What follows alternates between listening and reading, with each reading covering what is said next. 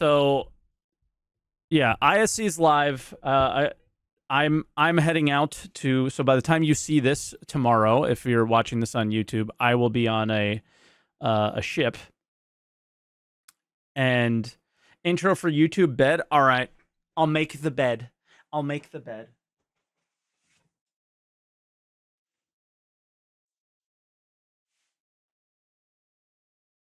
You happy now?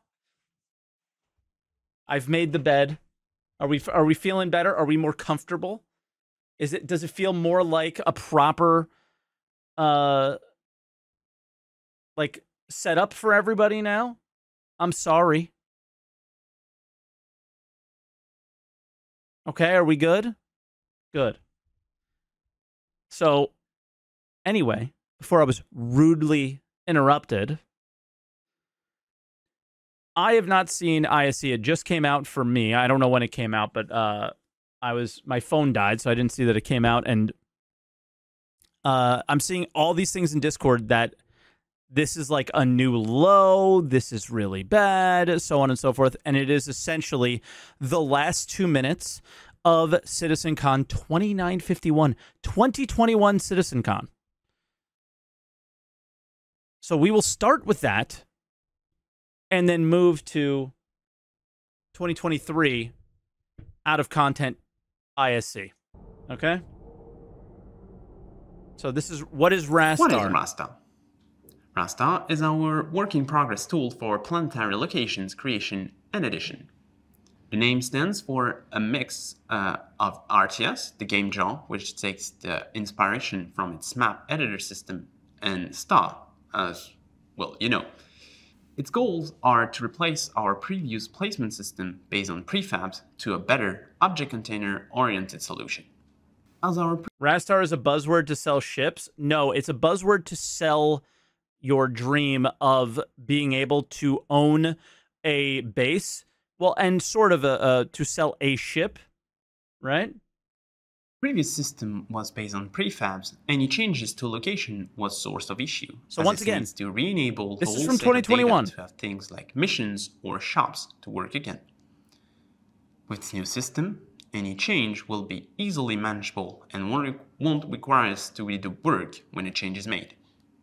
Plus, as it's now object container oriented, it can be used for outposts, caves, or even derelicts, and more.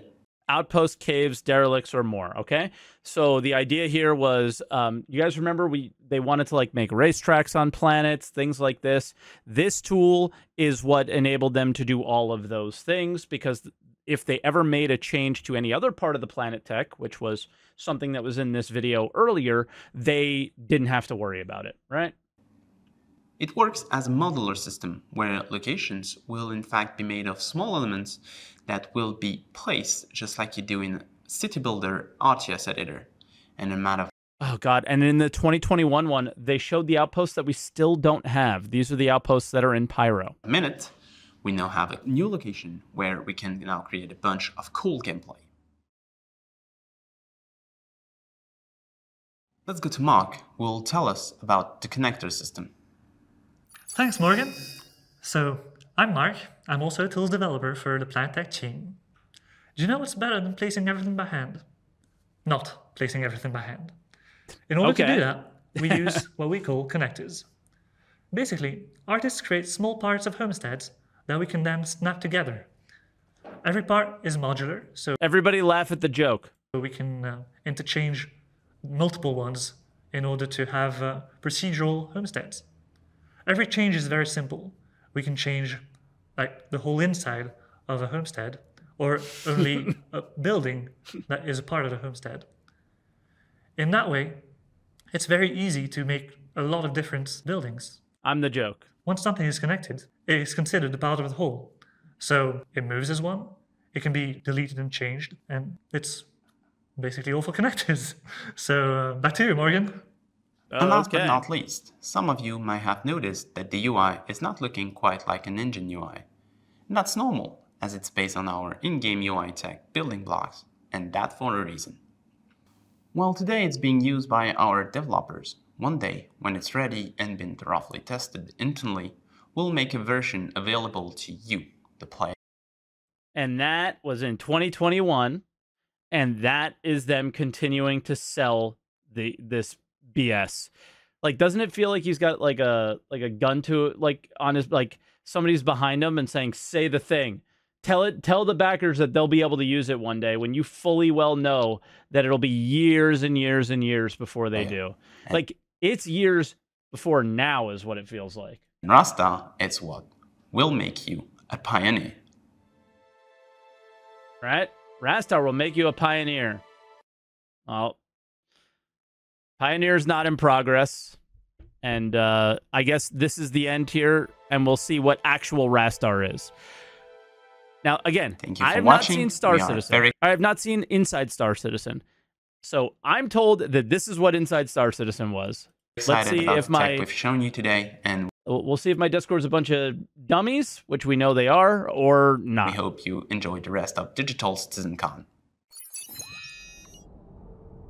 Okay, so in closing, whatever, and let's move on to the actual ISC, which is right here, and get that started. So this is 11 minutes and not 2. So do you think that they could stretch those 2 minutes into 11? I don't think so. Now, this came from Shiny Hobo, who's a very respected member of the community, not just my community, the entire Star Citizen community. So I tend to believe what he said, that this is a very loose episode. Rastar, first introduced in development at CitizenCon 2951, is a tool that allows developers to easily place and manipulate structures on the surface of planets and moons in systems Stanton, Pyro, and beyond. Hey, Jake. And in the time since, work's progressed to stabilize and shore up the tech so the team can use it on a whole host of locations, from the most recent derelict settlements to a reconfiguration of existing UGFs in the upcoming Alpha 320. Currently in the Stanton system, there are 70 underground facilities, or UGFs as we call them. And when these were built a couple of years ago, we had the kits to build a wide variety of these assets. However, due to technical limitations, we were... Yeah, and remember, what they said was that they were going to use Rastar to fix these outposts, which have never gotten any good updates. But that's all they really needed to say. I don't know if we need an 11-minute video for it, but this is what we have. We weren't able to realize their full potential. At that time, we had 70 locations, but we only had 2 security UGFs and 2 drug UGFs. This isn't a case of we haven't had enough assets or enough time to do the arts. Up until this point, we have all the things that we need to do the job.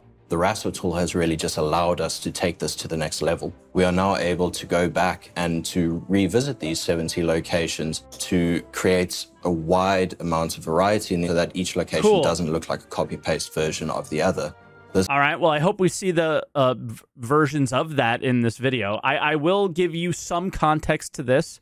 Many, many years ago, possibly before 2021, Luke Presley, other members of the mission team spoke about what they actually wanted to do with these locations, but never had the support from the other teams or support as a priority or whatever the issue happened to be. They wanted to have multiple locations that you can, or multiple entrances, I should say, similar to a security post Korea, something like that, right? At least 2 entrances. And like, that was like, you know, not the elevator, all those things. So I know they wanted to do more with these, and then they never did more with these. So hopefully this episode is a bit more than the 2-minute, you know, Star Citizen. This has allowed us to really go back, spend some time with these locations and help them realize their full potential. Normal time Andy over here is our in-house planetary location building tool. Okay, he's back.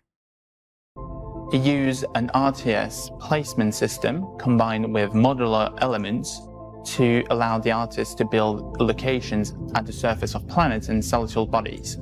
Since CitizenCon, we highly focus on usability. And yeah, I'm just letting you know, I was pre-triggered by my Discord. Yeah, that's so I wanted to like start out with the whole thing. Stability. Give to make context tool to everything. Rock solid.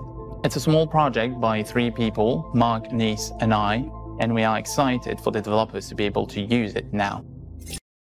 Okay, 3 people made this. That's pretty cool. These are not the new UGFs that you've probably heard about in events like CitizenCon. My question is why in 2021 did this not work? Because you made this in 2021. You didn't make this today. That's what I'm a little confused by. These are just the same old UGFs, but we've just given them a fresh coat of paint, and we're going to be placing them alongside the existing locations and just giving them a bit of a refresh. Let me show you how Rastar works in the engine. Cool. Let's see it. So here we are on Daymar. I'm going to give you a little sneak peek of the Rastar tool in action and how we build up a location from scratch. So the first thing that we would usually do, not in this case with the UGS because they already have predefined locations, but we do a little bit of location scouting on the planet to find a nice, cool location. So I'm going to open up Daymar Crater. Perfect. The Rastar tool over here, and the first thing that I need to do is create a location. Before I go any further, I do need to say that the UI for the Rastar tool as it stands is not the final version that the players are going to see at the end of the day. This is purely for artistic and development purposes, and I will say it has definitely come a long way in the 2 years that I've been using it. Guys, it is the UI that you're going to see, but it'll be holographic. It'll be holographic. So the first thing we do is we create a location. We get this grid on the ground over here, which allows us to define the location size and apply different effects and statuses to. There will be no drop shadows. It will be impossible to read. It'll be great. The location. We have some settings for the aesthetics like dirt and wear, which I can get into in a little bit. But the first thing that I want to do is create a much larger location size because I know that I want to cover quite a large footprint. Ooh, that's interesting. I wonder if a location size determines the armistice zone size. And then we're going to go ahead and add an element from the UGF main buildings. And let's add a drug one to the mix over here. So that's going to be the base building that everything is dressed around. That's going to be the center point of this location. The cool thing that Rastar enables us to do is also have certain modifiers and volumes applied to our object containers so that, for example, if I were to move this location up, the terrain would automatically conform to the ground that needs to be. That's cool. That just saves artists a lot of time from having to do these sort of things manually and allows us to focus on the creative side of things. The next thing we need is 3 turrets. These turrets, depending on whether you are at a security UGF or a drug UGF, will react in different ways to the player. Obviously more hostile in a drug environment than if you were in a normal friendly environment. So these will go just dotted around the place. Okay. And these currently don't have any turrets spawned on them, but they do that when I hop into game. The next thing we want to do is we want to focus. They don't always spawn when we hop in game. Focus on large to small shapes and dressing. So the first thing I might do over here when walking through this process is get some of these larger clusters. So this is what we'll be using, and then Jake says, yes, this is what we'll be using, but with dressed up UI. It's very hard for me to believe that we'll be using this, and it's not going to be something very different, or I don't know. It's hard to explain. How do you tie this into the ship, right? How do you use this in a ship? Maybe it's like, do you see the light blue? Maybe you do blueprints and you place in the ship above the blueprint and it creates it below it with the material that you put into it. But all this is done, as far as I understand, with the Pioneer. You don't just say, you know, you're not playing an RTS and you know, zug zug, and somebody goes over there and makes the building for you, right? So it's not just, it can't possibly be just a dressed up UI. Maybe a dressed up UI means a lot more than one short sentence, and I imagine it does. Right? These shipping containers. The UGFs are used for storage as well as research, so... I'll be very disappointed if the UI doesn't say Zug Zug. I mean, maybe they should pay some homage to some of the original RTSs. So having ample space for storage outside as well as in is always good to have. God, I played so much Warcraft 2. And now I just want to define, like, the footprint of the space, so dividing it up into sub-areas as well as the larger UGFs. So we can have, you know, maybe some structures like research stations and habitations on the exterior, and just break that into little branches of spaces. Essentially, right now, this feels like a little more updated version of a Star Citizen Live game dev. I'm making a UGF right now. Okay.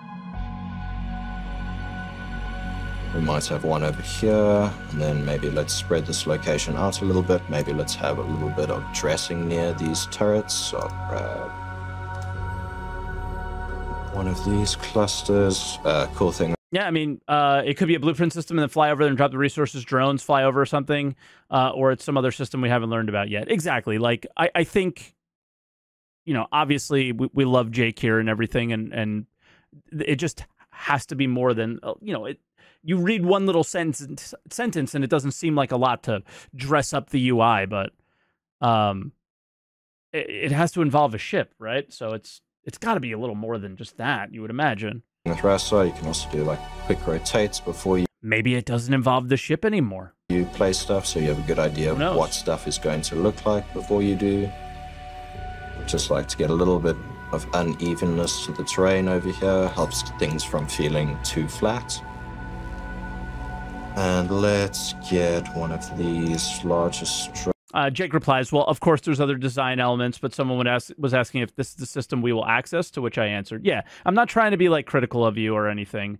It's, I'm just trying to set the expectations, man, because you know how it goes.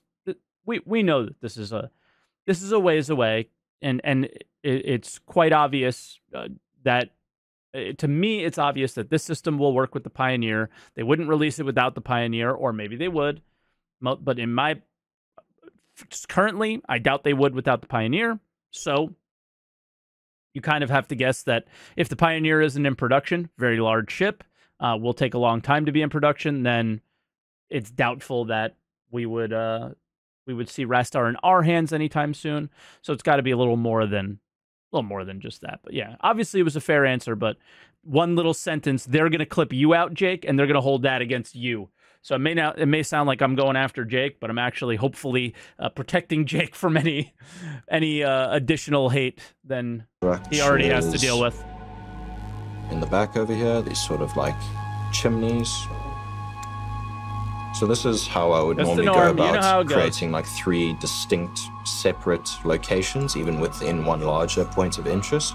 So now the point from this afterwards would be to just create paths leading to and from the UGF that would naturally draw the player in, and then to set dress with smaller elements.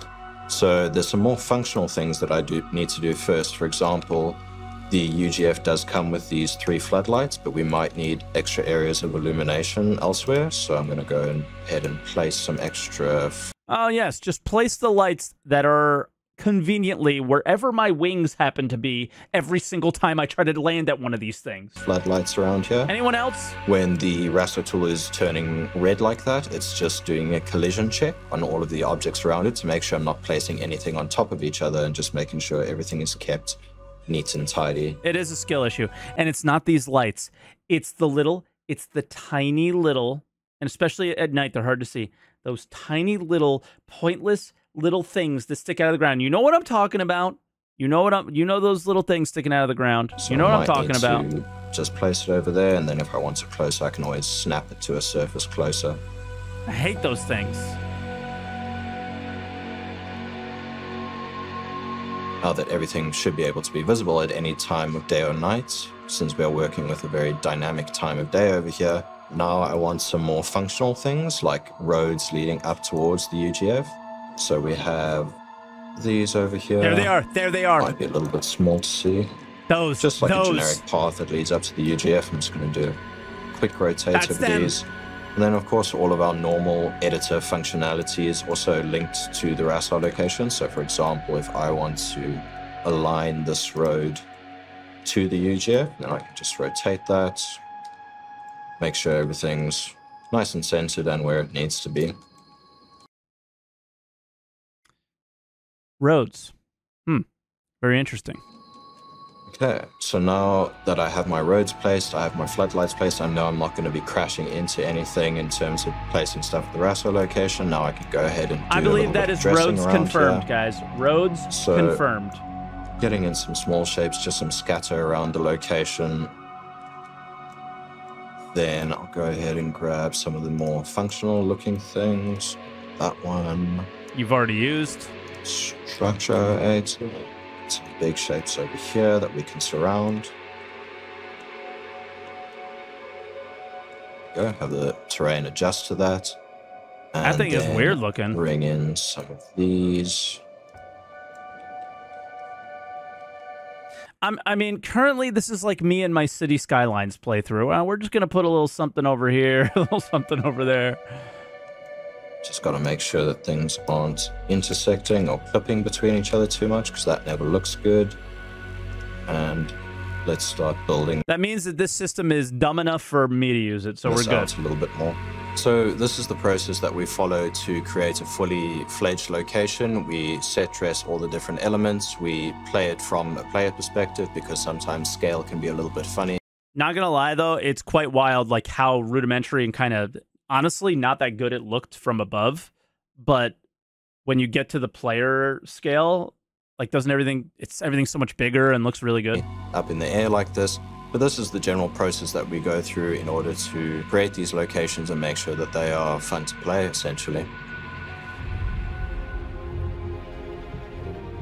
So yeah, that is a quick little sneak peek at the Rastar tool and how it allows us to very quickly iterate on our different locations and to make changes very quickly, and also to realize the potential of locations that we dropped years ago, but now that this tool really allows to let them shine. So one thing for Rastar is to move away from a building block, which gave us a really great start, to further integrate it into the editor.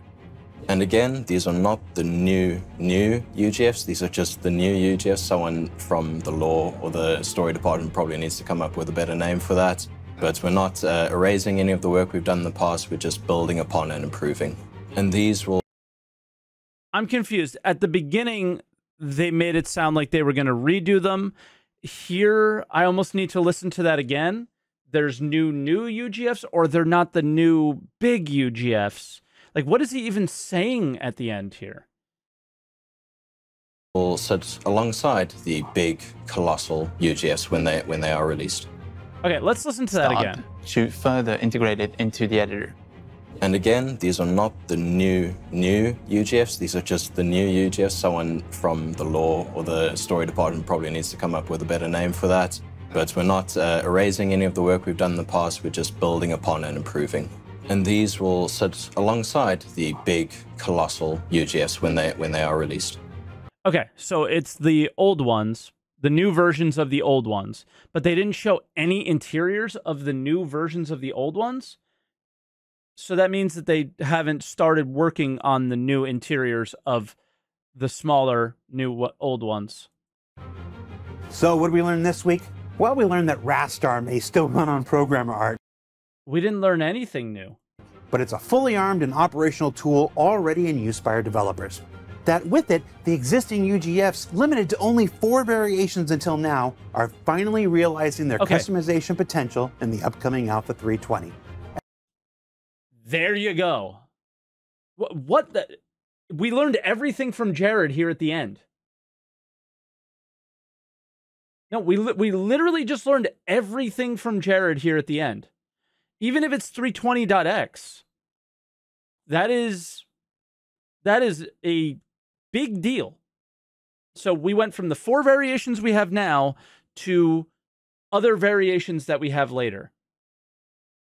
This video could have been 5 minutes. It felt like 5 minutes to me, but that's the answers that we needed there that weren't shown on camera because maybe they're not ready to be shown yet. You know, I don't envy Jared's position, especially this time of year, because they don't have anything to show because everything's being hidden and he's not allowed to show anything. But like, the issue that I have with this is that likely over the next few months, we're going to see something. We're going to see a sneak peek of a piece of an underground bunker. You know what I mean? Like, they're going to do that, and they would have already had it probably around now. So that's, yeah, maybe they want to hide the interiors for SitCon. Maybe this is like a little update to let us know. It just sucks that it's an ISC, I guess, but I'm not super upset because I am so conditioned for this stuff to not be for the content quality to be not good and the production quality to be incredibly good at this point. And that's just where we are with this. And yeah, I mean, Jared, just again, make sure we listen to that. I will play it again and hammer it home because this is the most important part of this. A fully armed and operational tool already in use by our developers. That with it, the existing UGFs, limited to only 4 variations until now, are finally realizing their customization potential in the upcoming Alpha 320. Alpha 320. Okay. And that its next evolution already... Is there any, like, Jake's here, roadmap for this? What? I'm assuming we'll be getting a roadmap update soon about this. Well underway. Now, don't forget that this year's Ship Showdown is right around the corner. Of course, it's your annual chance to vote on which flyable ship has to become John Crew's favorite each and every year. For Inside Star Citizen, I'm Jared Huckabee. Thanks. I am voting for the Mole. This is the first year that the Mole deserves some love. For letting us share the process of game development with you. And we'll see you all here next week. I mean, I don't know what else to say, dude. I don't know what else to say. That is... I'm not even surprised anymore.